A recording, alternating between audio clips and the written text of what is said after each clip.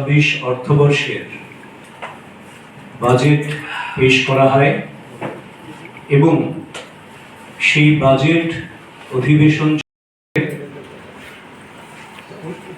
আপনাদের সবাইকে আন্তরিক ৩২,৪23.৪৪ কোটি টাকা, যা বিগত অর্থবর্ষের বাজেটের চাইতে ১৮ সালে যখন শেষবার এ রাজ্যে যারা শোষণ করেছিল রাজ্যটাকে, যারা নৈরাজ্য ৩% ডিএ/ডিআর ঘোষণা করেন। এই ঐতিহাসিক শুভ অপরাহ্ন। আজকের এই সাংবাদিক সম্মেলনে আমাদের মধ্যে উপস্থিত রয়েছেন ভারতীয় জনতা পার্টির মাননীয় প্রাক্তন সাংসদ শ্রী বিভূতি ত্রিপুরা মহোদয়, উপস্থিত রয়েছেন মাননীয় মিডিয়া ইনচার্জ সুনীত সরকার মহোদয়, এবং আপনারা যারা এখানে এসেছেন, আমি প্রথমে আমার ব্যক্তিগত পক্ষ থেকে আপনাদের সবাইকে আন্তরিক শুভেচ্ছা এবং স্বাগত জানাই। আমরা অবগত আছি সবাই, গতকাল ত্রিপুরার পবিত্র বিধানসভায় ভারতীয় জনতা পার্টির 2.0 সরকারের, রাজ্য সরকারের 2025-26 অর্থবর্ষের বাজেট পেশ করা হয় এবং সেই বাজেট অধিবেশন চলাকালীন প্রথম দিনেই রাজ্যের মাননীয় মুখ্যমন্ত্রী অধ্যাপক ডক্টর মানিক সাহা মহোদয় রাজ্যের সকল কর্মচারী পেনশনারদের জন্য 3% ডিএ/ডিআর ঘোষণা করেন।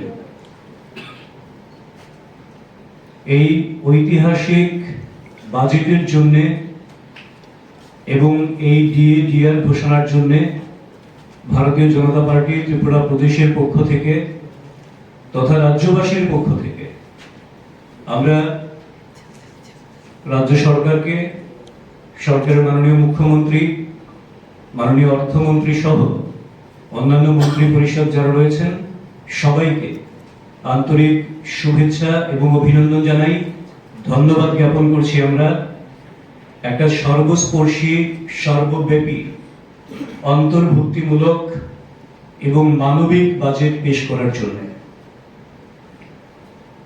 আমরা দেখেছি এবছরের যে বাজেট পেশ করা হয়েছে, বাজেটের অর্থ বরাদ্দ রয়েছে ৩২,423.৪৪ কোটি টাকা, যা বিগত অর্থবর্ষের বাজেটের চাইতে 4,618 কোটি টাকা বেশি।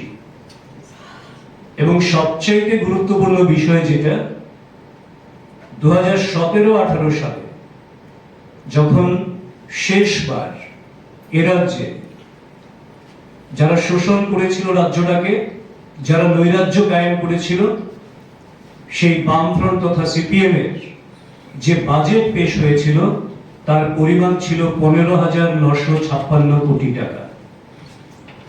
অর্থাৎ বিগত 7 বছরে ভারতীয় জনতা পার্টির নেতৃত্বাধীন ত্রিপুরা সরকার, মাননীয় মুখ্যমন্ত্রী অধ্যাপক ডক্টর মানিক সাহাজির নেতৃত্বে 7 বছরের মধ্যে ত্রিপুরার বাজেট বরাদ্দকে 103 গুণ বাড়িয়ে দিয়েছেন, যেটা রাজ্যের জন্য একটা নতুন ইতিহাস, রাজ্যের অর্থনৈতিক সমৃদ্ধি, প্রবৃদ্ধি, তার জন্য একটা নতুন ইতিহাস রচিত হয়েছে।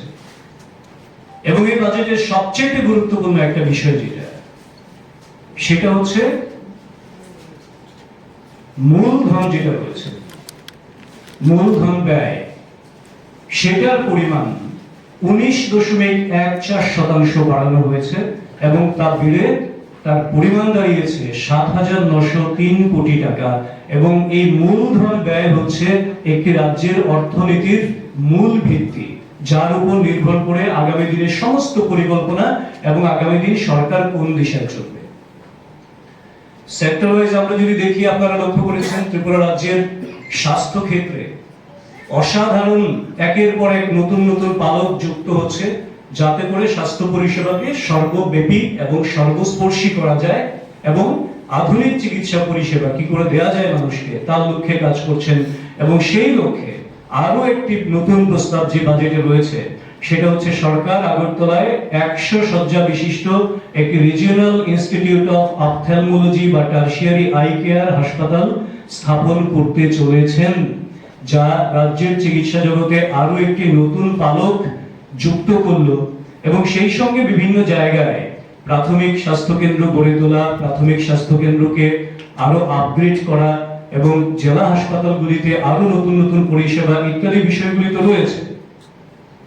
তো এই যে চক্ষুর বিষয়ে যে নতুন সিদ্ধান্ত যেটা রাজ্য সরকার নিয়েছেন, আমার মনে হয় এটা দুই দিক থেকেই সম উপযোগী। কারণ রিজিওনাল ইনস্টিটিউট অফ অপথ্যালমোলজি, এই যে আই কেয়ার সেন্টার হাসপাতাল স্থাপন, এই স্থাপনে রাজ্যের মানুষ যেমন উপকৃত হবে, বিরোধীরা যাদের চোখে ছানি পড়েছে এই উপকারের অংশীদার তারাও সমানভাবে হবেন। কারণ তারা তো উন্নয়নযোগ্য দেখতে পান না, তাদের চশমা বদলাতে হলে সেটা বদলানোর কাজেও এই হাসপাতাল তাদেরকে যথারীতি পরিষেবা দেবে। সেই সঙ্গে আমরা লক্ষ্য করেছি রাজ্যের জনজাতিদের উন্নয়নের জন্য রেকর্ড পরিমাণ টিটিএডিসির উন্নয়নে 860.28 কোটি টাকা সর্বোচ্চ বরাদ্দ আজ পর্যন্ত। এবং সেই সঙ্গে জনজাতিদের সাংস্কৃতিক বাদ্যযন্ত্র প্রশিক্ষণ, তাকে বাঁচিয়ে রাখার জন্য সুপার 100 প্রকল্পে জনজাতিদের নিট, জেই সহ ইউপিএসসির কোচিং এর জন্য কিংবা অন্যান্য প্রকল্পে ব্যাপক পরিমাণ অর্থ বরাদ্দ করা হয়েছে। সবচেয়ে গুরুত্বপূর্ণ যেটা, ট্রাইবাল সাব প্ল্যানে যার অধিকাংশ টাকাটাই শুধুমাত্র এডিসি এরিয়াতে ব্যয় হয়, সেখানে 7,148 কোটি টাকার বরাদ্দ রয়েছে, যেটা একটা নতুন ইতিহাস। এবং আমরা যেটা বলি যে সমতল এবং পাহাড় উন্নয়নের সমান তালে এগিয়ে যাবে, সেই লক্ষ্যমাত্রা পূরণে এই বরাদ্দ সহযোগিতা করবে। সেই সঙ্গে সংখ্যালঘু অধ্যুষিত যে সমস্ত গ্রামগুলি রয়েছে আমাদের, সেখানেও পরিকাঠামো নির্মাণ, তার জন্য পলিটিক্যাল পার্টিরা এর সমর্থনও করছে। আপনাদের পার্টির কি স্ট্যান্ড, যদি সেই বিষয়টা একটু বলেন। সরকারের চিন্তা ভাবনা করছে, কিন্তু আপনাদের পার্টির কি স্ট্যান্ড? এই রোমান স্ক্রিপ্টকে আপনারা সমর্থন করেন না করেন না? এটা সুব্রতদা বলবেন, যেহেতু পার্টির ব্যাপার। দাঁড়া সুব্রতদা একটু।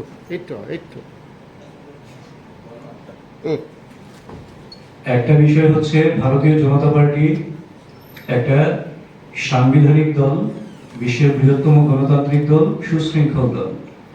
ভারতীয় সংবিধানে রোমান স্ক্রিপ্টকে কোথাও নেওয়া যাবে এইরকম কোন সংস্থান আছে কিনা তাদেরকে একটু খুঁজে দেখতে হবে।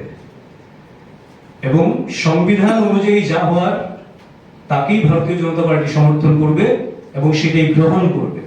যেটা সংবিধানে নেই সেই বিষয় নিয়ে ভারতীয় জনতা পার্টি কোনো কথাই বলবে না।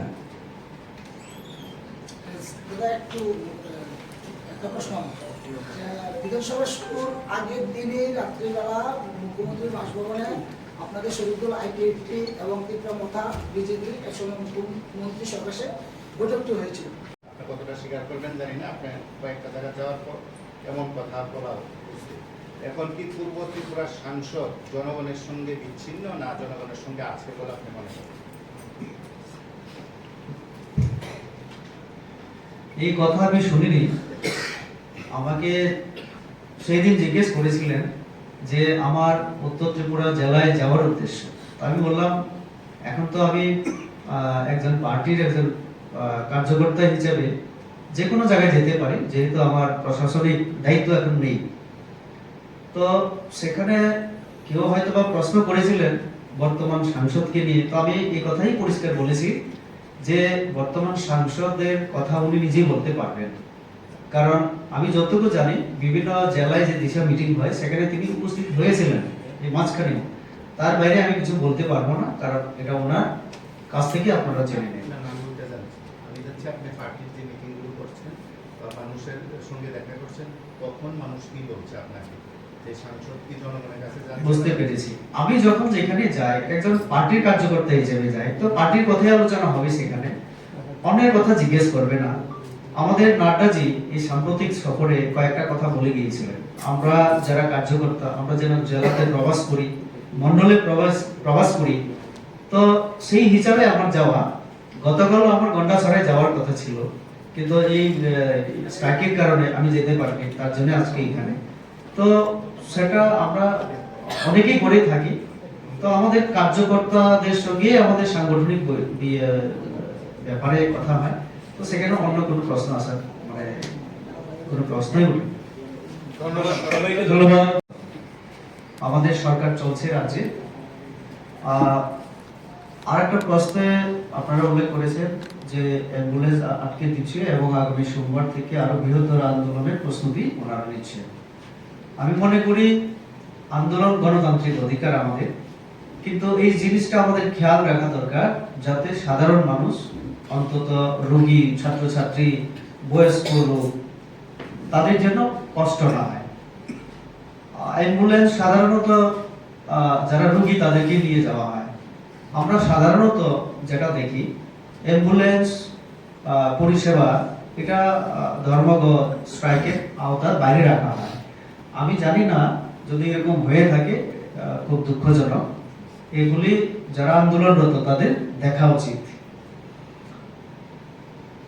রোমান হরপের আন্দোলন আজকে থেকে না, আপনারা সবাই জানেন, আমরা সবাই ত্রিপুরাবাসী জানি। গতকাল মাননীয় মুখ্যমন্ত্রী বিধানসভায় স্পষ্টভাবে বলেছেন যে উনি যে কোনো স্ক্রিপ্ট যদি ত্রিপুরা রাজ্যের যারা ককবরক ভাষাভাষী, যারা লিখেন, যারা লেখক, সাহিত্যিক, বুদ্ধিজীবী, সকলের সঙ্গে পরামর্শক্রমে তিনি যে কোনো স্ক্রিপ্টকে গ্রহণ করতে রাজি। কিন্তু এটাও আমরা জানি যে পূর্বতন সরকার বামফ্রন্টের আমলে সরকারি সিদ্ধান্ত ছিল বাংলা হরফে, তার জন্য বাংলা হরফে হয়তোবা বেশিরভাগ লোক লিখছেন, এটা ককবরকের ক্ষেত্রে আমি দেখছি। তো মাননীয় মুখ্যমন্ত্রী বলার পরে নিশ্চয়ই আমাদের পরিষ্কার যে আলোচনা ক্রমে আমাদের যেহেতু শরিক দল, তাদের ক্যাবিনেট মন্ত্রী আছেন, আমাদের দুইজন মন্ত্রী আমাদের ক্যাবিনেট মানে মন্ত্রিসভায় রয়েছেন, তারা বাইরে এবং ভেতরে সব জায়গায় আলোচনা করেই সেটা আমরা করতে পারি। তো কাজে আমি তাদের প্রতি অনুরোধ করব যে এরকম কোনো আন্দোলন যাতে না করে, যাতে ত্রিপুরার মানুষের ককবরক ভাষাভাষী, বাংলা ভাষাভাষী আমরা যারাই আছি ত্রিপুরা, যে আমাদের যেন সেই চরম মূল্য দিতে না হয়, অসুবিধা তৈরি না হয়। আমি এই জন্যই তাদের প্রতি আমার আহ্বান যে গণতান্ত্রিক অধিকার আছে আন্দোলন করার, কিন্তু সেটা যেন ধ্বংসাত্মক রূপ না নেয়। সেই জায়গায় একটা প্রশ্ন, ত্রিপাক্ষিক চুক্তি হয়েছিল দিল্লিতে গত বছর।